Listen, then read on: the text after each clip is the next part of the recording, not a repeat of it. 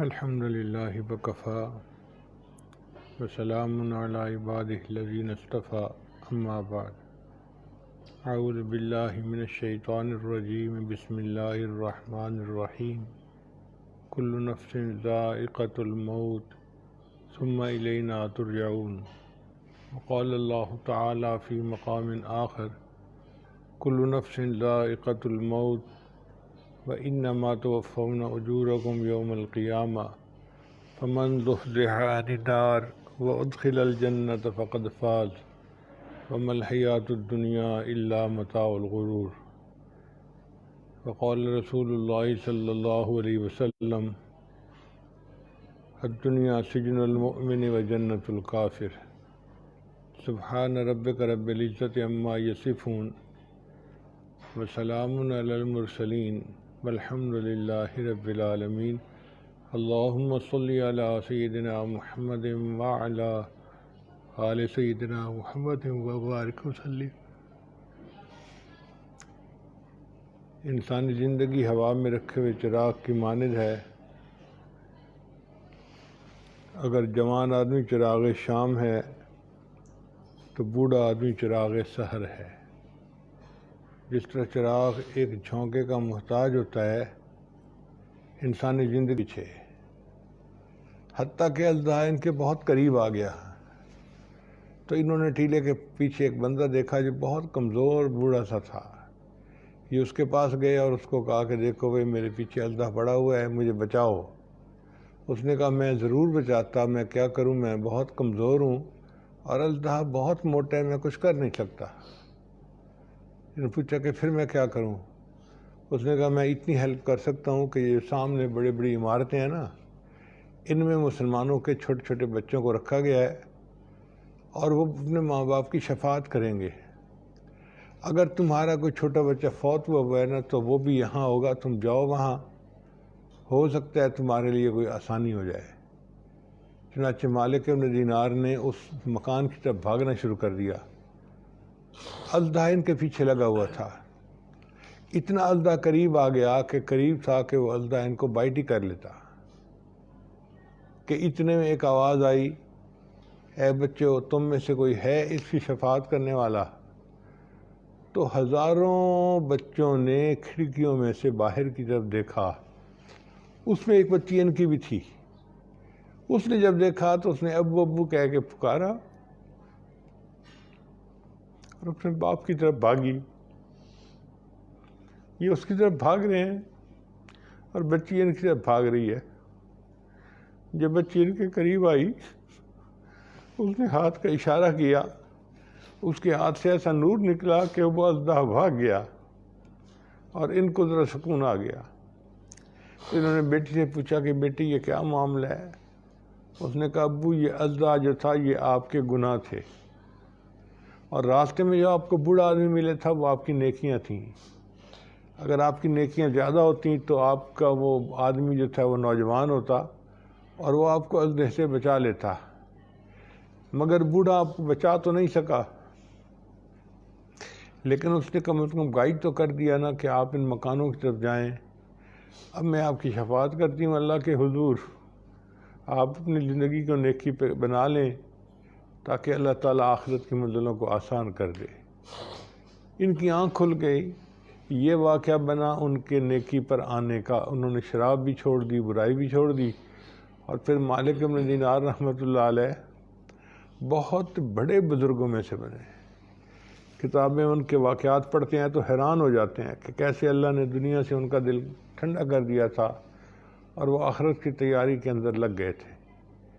چنانچہ انہی کا واقعہ ہے کہ ایک مرتبہ ایک کنیز تھی جو بہت خوبصورت تھی، بن سنور کر جا رہی تھی، کسی نواب کی کنیز تھی، اور اس کے ساتھ 5-7 اس کے نوکر خادم بھی تھے۔ تو مالک ابن دینار نے انہیں دیکھا تو قریب ہوا اور کہنے لگا کہ اے کنیز کیا تجھے تیرا مالک بیچتا ہے؟ اس نے پوچھا کیوں؟ کہنے لگا اس لیے کہ ہو سکتا ہے کوئی تمہیں خرید لے۔ تو کنیز جو ہے وہ بڑی کہکہ لگا کے مسکرائی اور کہنے لگی دیکھو جی ہمارے دیوانوں میں ایسے بھی بڈھے ہیں، منہ میں دانت نہیں، پیٹ میں ہاتھ نہیں، لیکن مجھے دیکھ کے یہ بھی اپنے بس میں نہیں رہا۔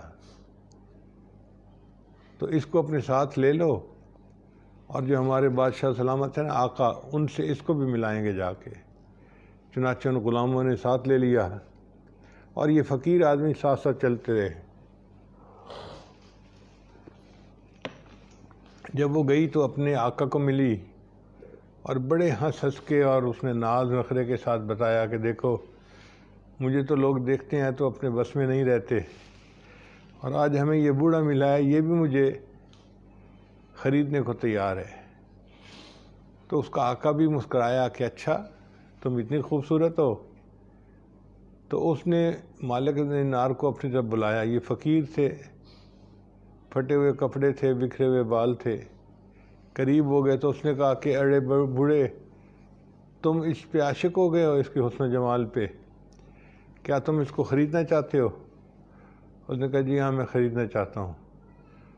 اس نے کہا اس کی تو بہت قیمت ہے، لاکھوں دینار تمہیں دینے پڑیں گے تب میں تمہیں یہ خریدوں گا۔ اس نے کہا کہ جناب آپ نے اتنی قیمت کیوں رکھی ہے؟ کہتا ہے اس لیے کہ یہ خوبصورت بہت ہے۔ مالک دینار نے جواب دیا کہ جناب اس کے اندر خرابیاں بھی بہت ہیں۔ پہلی خرابی تو یہ ہے کہ یہ حسن اس کا عارضی ہے، چند دن کی چاندنی پھر اندھیری رات، کچھ دن جوان ہے پھر اس کے چہرے پہ جھریاں پڑ جائیں گی، دیکھنے کے قابل بھی نہیں رہے گی۔ پھر دوسری بات کہ یہ صحت مند رہتی ہے تو پھر بیمار بھی ہو جاتی ہے۔ پھر تیسری بات کہ اگر چند دن نہائے نہیں تو اس کے جسم سے بو آنا شروع ہو جاتی ہے، اور پھر کھانے پینے کی بیت الخلاء کی ضرورت بھی اس کو لگی ہوئی ہے، اور یہ ایسی ہے کہ آج آپ کے پاس ہے، آپ کی وفات ہو گئی تو کل کسی اور کی گود میں بیٹھی ہوگی۔ ان نقائص کی وجہ سے اس کی قیمت میں بہت تھوڑی دے سکتا ہوں۔ ان کا کتنی قیمت؟ کہنے کا 2 خشک کھجور ہیں۔ تو مالک بڑا حیران ہوا کہ اچھا اتنی خوبصورت باندی کی قیمت 2 کھجوریں؟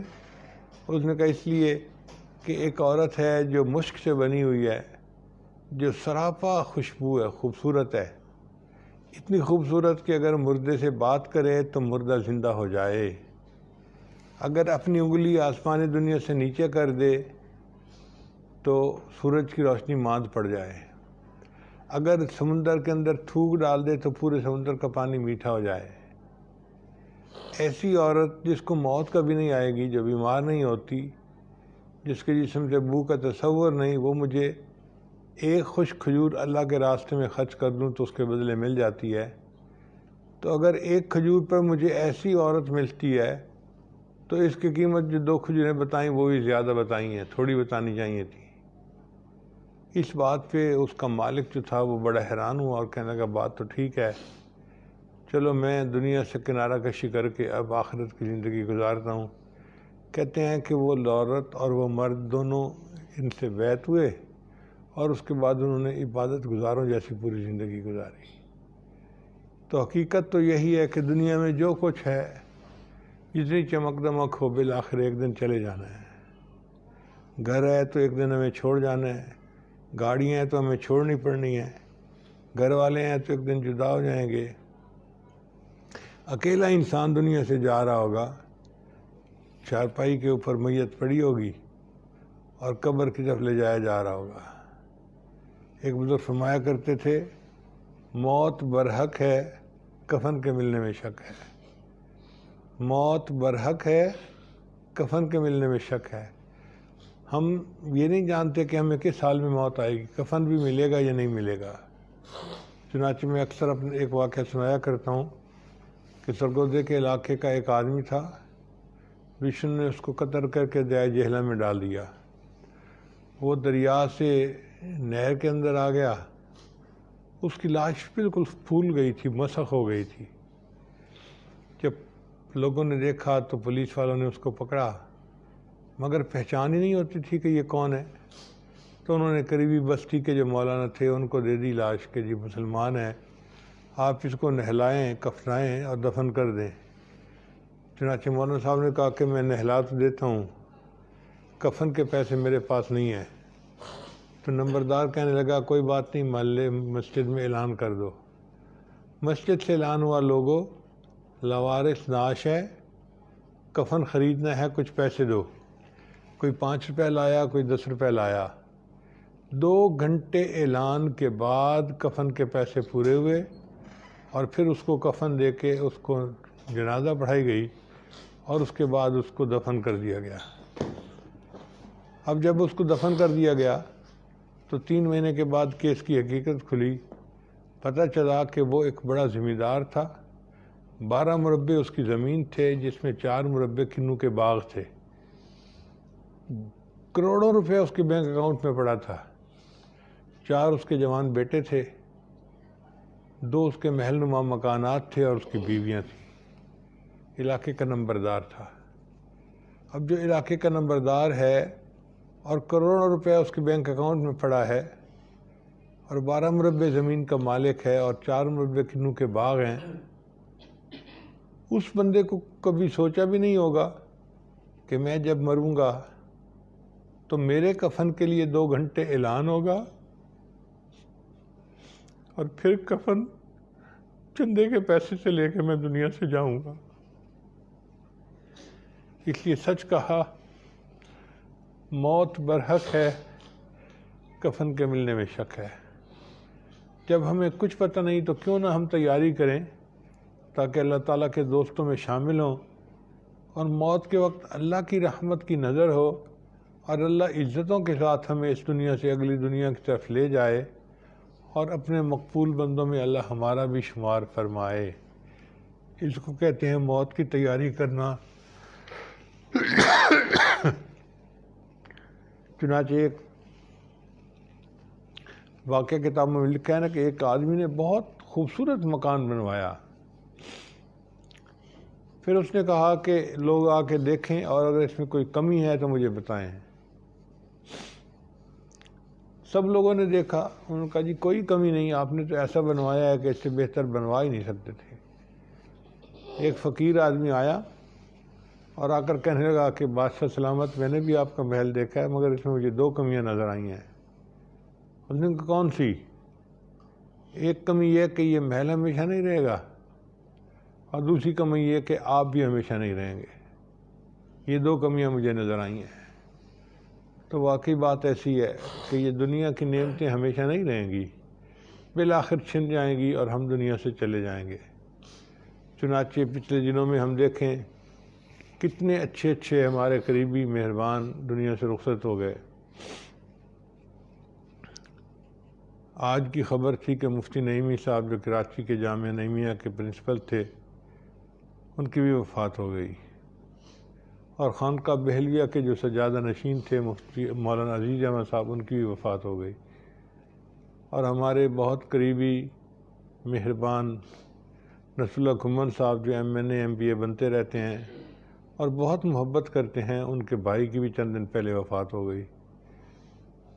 یہ آج کا پروگرام بالخصوص انہوں نے کہا کہ آپ کریں اور ان کے لیے دعائے مغفرت کر دیں، تو چند باتیں میں نے کہی ہیں تاکہ ہمارا دل سے دنیا کی محبت کم ہو، آخرت کی طرف رجوع بڑھ جائے، اور ہم اپنی آخرت کی تیاری کرنے والے بندوں میں شامل ہو جائیں۔ اللہ تعالیٰ ہمارے گناہوں کو معاف فرمائے اور ہمیں اپنے بخشش کیے ہوئے گنہگار بندوں میں شامل فرمائے۔ وآخر دعوانا ان الحمد للہ رب العالمین۔ کچھ دیر کے لیے اول آخر درود شریف، درمیان سورہ فاتحہ، آیت الکرسی، چاروں کل پڑھ لیں اور ایصال ثواب کر دیں سب کو، پھر دعا کر لیتے ہیں۔ اللہم صلی علی سیدنا محمد وعلی آل سیدنا محمد وبارک وسلم۔ الحمدللہ رب العالمین الرحمن الرحیم مالک یوم الدین، ایاک نعبد و ایاک نستعین، اہدنا الصراط المستقیم، صراط الذین انعمت علیہم غیر المغضوب علیہم ولا الضالین۔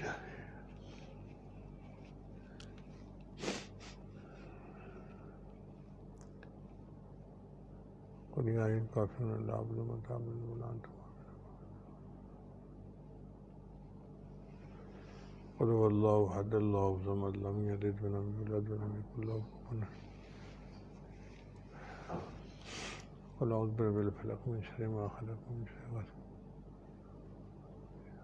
قل اعوذ برب الناس ملك الناس اله الناس الذي يوسوس في صدور الناس من الجنة والناس اللهم صل على سيدنا محمد وعلى آل سيدنا اللهم صل على سيدنا محمد.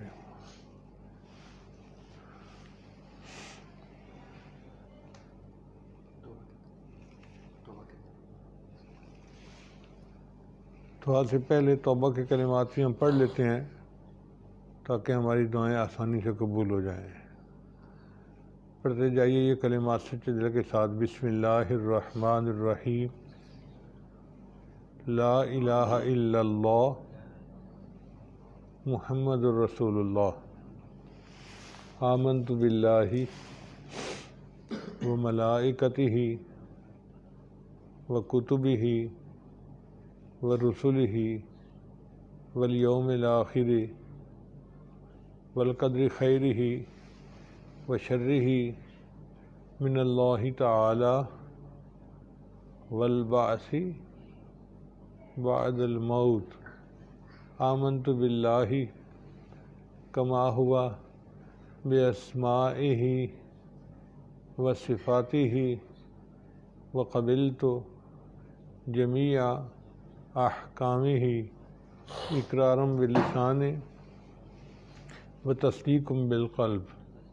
اشہد ان لا الہ الا اللہ واشہد ان محمدا عبدہ ورسولہ. استغفر اللہ ربی من کل ذنب واتوب الیہ برحمتک یا ارحم الراحمین. ان کلمات کو پڑھنے سے ہم تو بتائے ہو چکے ہیں. چند معمولات ہیں جن کو باقاعدگی سے کریں گے اللہ تعالیٰ دل کو منور کریں گے. ان میں پہلا عمل ہے 100 مرتبہ استغفار صبح شام پڑھنا. دوسرا عمل ہے 100 مرتبہ درود شریف صبح شام پڑھنا. تیسرا عمل ہے قرآن مجید کی تلاوت روزانہ کرنا. چوتھا عمل ہے کہ ہر وقت دل میں اللہ کو یاد کرنا. اور پانچواں عمل یہ ہے کہ 15-20 منٹ صبح اور شام مراقبہ کرنا.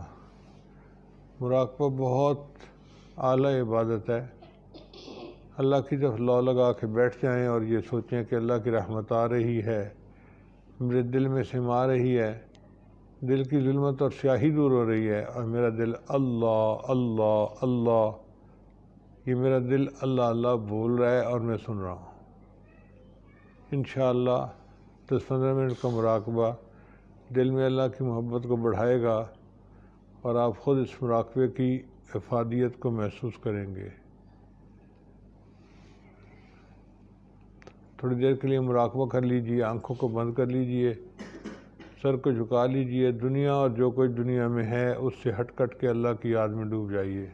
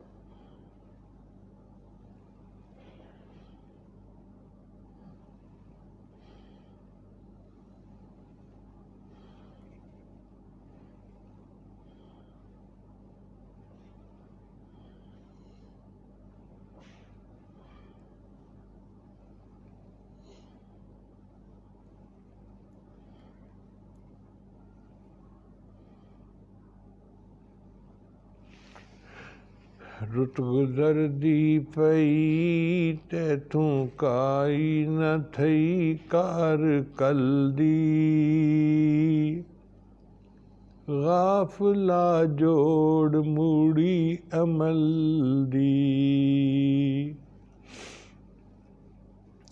رت گزر دی پئی تیتھوں کائی نہ تھئی کار کل دی غافلا جوڑ موڑی عمل دی ماں پیو پتراں تو حسن بیزارے کم نہ آسن اتھاں اج دے یارے ماں پیو پتراں تو حسن بیزارے کم نہ آسن اتھاں اج دے یارے سڑ مرے سی کھڑا کوئی نہ دے سی بھرا او دی ولدی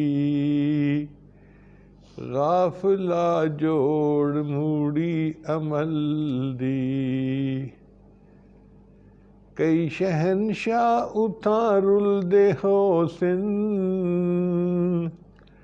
کئی غریباں دے ملعوں دے پوسن کئی شہنشاہ اتھاں رل دے حسن کئی غریباں دے ملعوں دے پوسن اوے حسن بری گل کرے سی نبی جیندے ولدی غافلا جوڑ موڑی عمل دی رت گزر دی پئی تیتھوں کائی نہ تھئی کار کل دی غافلا جوڑ موڑی عمل دی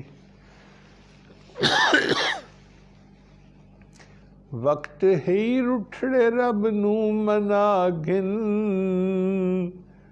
مصطفیٰ نال آونج بنا گھن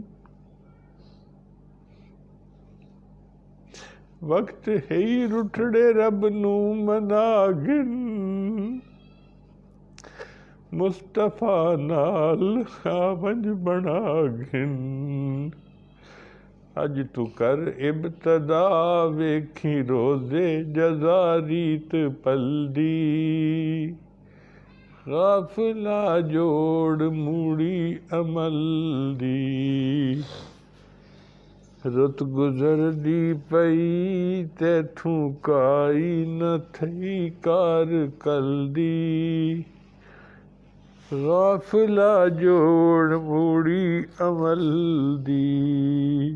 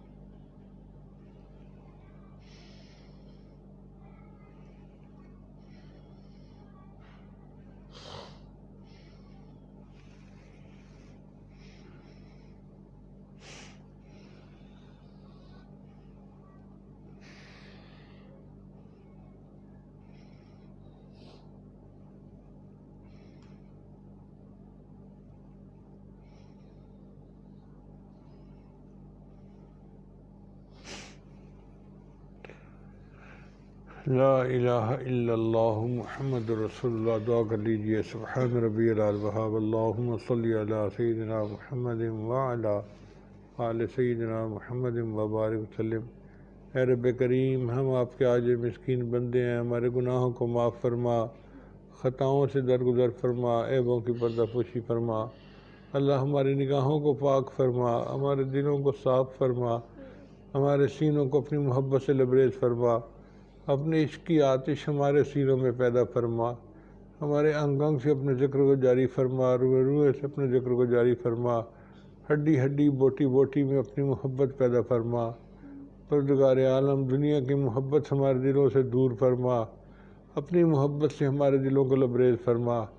اللہ ہمیں آخرت کی تیاری کا فکر عطا فرما۔